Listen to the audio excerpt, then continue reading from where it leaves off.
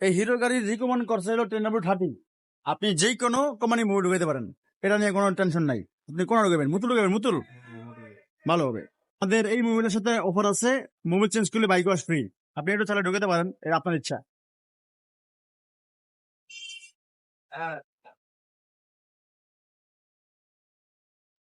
কাম শেষ। এটা চলবে 1000 কিলো। এটা হলো ভিয়েতনামের, এটা 3টা ভেরিয়েন্ট হয়। এটা ইন্দোনেশিয়ান, একটা হলো আমার থাইল্যান্ড, অনেকগুলা ভেরিয়েন্ট হয় বুঝছেন। এটা হলো ভিয়েতনাম।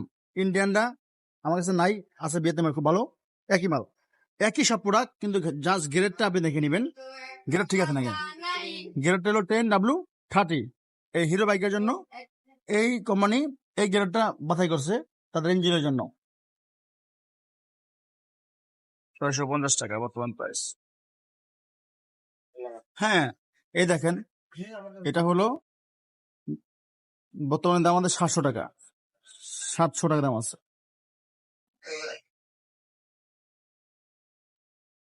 একদম পিওর পিওর মিনারেল। হ্যাঁ, নতুন মোবাইলটা কিন্তু অনেক অল্প সময়ে আর কি বাংলাদেশ দখল করছে। এত কম সময় কোনো কোম্পানি আজ পর্যন্ত দখল করতে পারে না, বাংলাদেশের কাস্টমারের মন জয় করতে পারে না। কিন্তু মুতুল তারপরে দেখাইছে। আমার দোকানে সব থেকে বেশি চলে মুতুল, তারপরে হন্ডা আছে, অন্যান্য ব্র্যান্ড সুপার 40 ক্যাস্টল, এগুলো আদার্স, কিন্তু মুতুলটা খুব বেশি সেল আর মুতুলটা বেশি চলে।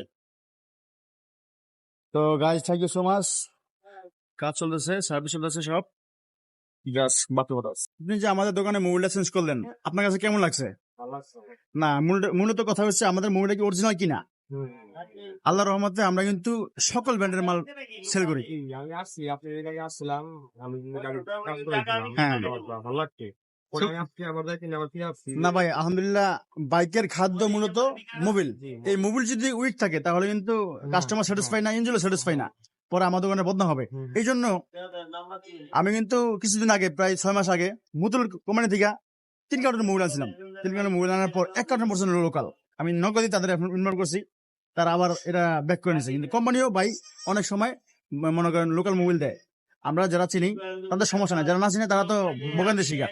কিন্তু কোনো দোকানদার চায় না, ব্যবসায়ী চায় না যে তার কোম্পানি মোবিলটা লোকাল হোক। থ্যাংক ইউ ভাইয়া।